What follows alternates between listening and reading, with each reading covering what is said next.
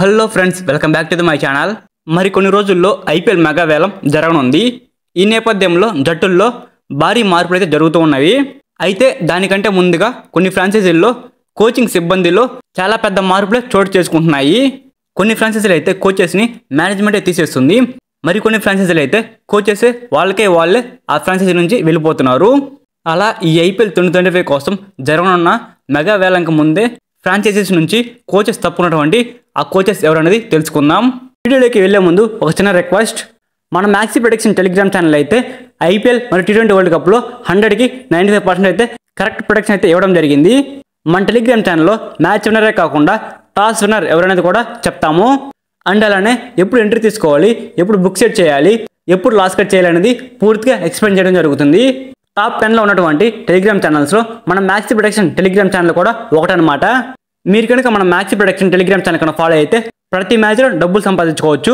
మన Telegram channel link అయితే కింద డిస్క్రిప్షన్లోను అండ్ ఛానల్ బయోలోనూ ఉంది. వెళ్ళి వెంటనే క్లిక్ చేసి మన టెలిగ్రామ్ ఛానల్ జాయిన్ అవ్వండి. ఇక మనం మెయిన్ టాపిక్లో కనుక వెళ్ళినట్లయితే ముందుగా ఢిల్లీ క్యాపిటల్స్ టీంలో అయితే లాస్ట్ సీజన్ ఉన్నటువంటి రిక్కీ పాంటింగ్ అయితే ఈ సంవత్సరం ఐపీఎల్ 2025 కోసం అయితే రిక్కీ పాంటింగ్ని కోచ్గా తొలగించడం జరిగింది. రిక్కీ పాంటింగ్ని ఢిల్లీ క్యాపిటల్స్ టీమే తొలగించినట్లు వార్తలు అయితే వస్తూ ఉన్నవి. అండ్ నెక్స్ట్ వచ్చేసి రాజస్థాన్ రాయల్స్ టీంకి అయితే లాస్ట్ సీజన్లో కుమార్ సంగాకర్ అయితే కోచ్గా ఉన్నాడు. అండ్ ఈ సంవత్సరం అయితే అతని స్థానంలో కోచ్గా రాహుల్ ద్రావిడ్ బాధ్యతలు అందుకున్నాడని వార్తలు అయితే వస్తూ ఉన్నాయి. రాహుల్ ద్రావిడ్ అయితే ఈ టీంకి కోచ్గానే కాకుండా ఇంతకుముందు ఒకప్పుడు ప్లేయర్గా ఆడిన అనుభవం కూడా ఉందన్నమాట. అసలు ఇంట్రెస్టింగ్ విషయం ఏమిటంటే గుజరాత్ టైటన్స్ కోచింగ్ సిబ్బందిలోనూ మార్పులు అయితే జరుగుతున్నాయన్నమాట. గుజరాత్ టైటన్స్ టీంకి మెయిన్ కోచ్గా ఉన్నటువంటి ఆశీష్ నెహ్రా అండ్ విక్రమ్ సోలంకి అయితే గుజరాత్ టైటన్స్ టీం నుంచి అయితే వదిలి వెళ్తున్నట్లయితే వార్తలు అయితే వస్తున్నాయి. అయితే వారిద్దరూ స్వతహాగా తప్పుకుంటున్నారా లేదా ఫ్రాంచైజీ తప్పిస్తుందా అనే విషయంపై అయితే స్పష్టత లేదనమాట. కానీ ఫ్రాంచైజీతో మాత్రం వారిద్దరి బంధం ముగిసిందని వార్తలు అయితే వస్తున్నాయి. ఇప్పటివరకైతే గుజరాత్ టైటన్స్ 3 సీజన్లు అయితే ఆడింది. అందులో 2 సార్లు గుజరాత్ టైటన్స్ టీం ఫైనల్స్కి వెళ్ళింది. అప్పుడు హార్దిక్ పాండ్యా మరియు ఆశీష్ నెహ్రా మధ్య కాంబినేషన్ అయితే బాగా హిట్ అయింది. కానీ హార్దిక్ పాండ్యా ముంబై ఇండియన్స్కి వెళ్లడంతో శుభ్మన్ గిల్ కెప్టెన్సీ అందుకున్నాడు. మరోవైపు గాయంతో మొహమ్మద్ షమి కూడా జట్టుకు దూరం అవడంతో గత సీజన్లో శుభ్మన్ గిల్ మరియు ఆశీష్ నెహ్రా జోడీ అటర్ ఫ్లాప్ అయింది.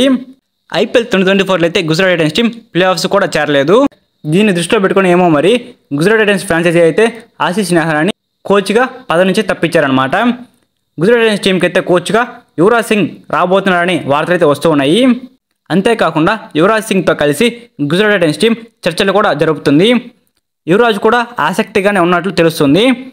ఈ రాబోయే సీజన్కి ఐపీఎల్ 2025లో భారీ మార్పులు చోటు చేసుకుంటున్నాయి. ఆశీష్ నెహ్రా, విక్రమ్ సోలంకి వెళ్తున్నారు. యువరాజ్తో చర్చలు మొదలయ్యాయి. ఇప్పటికైతే ఏది ఖరారు కాలేదన్నమాట. కానీ తప్పక మార్పులు జరుగుతాయని గుజరాత్ టైటన్స్ ఫ్రాంచైజీ వర్గాలు తెలిపాయి. గుజరాత్ టైటన్స్ టీం ఆశీష్ నెహ్రాని తప్పించి యువరాజ్ సింగ్ని హెడ్ కోచ్గా చేస్తుందా?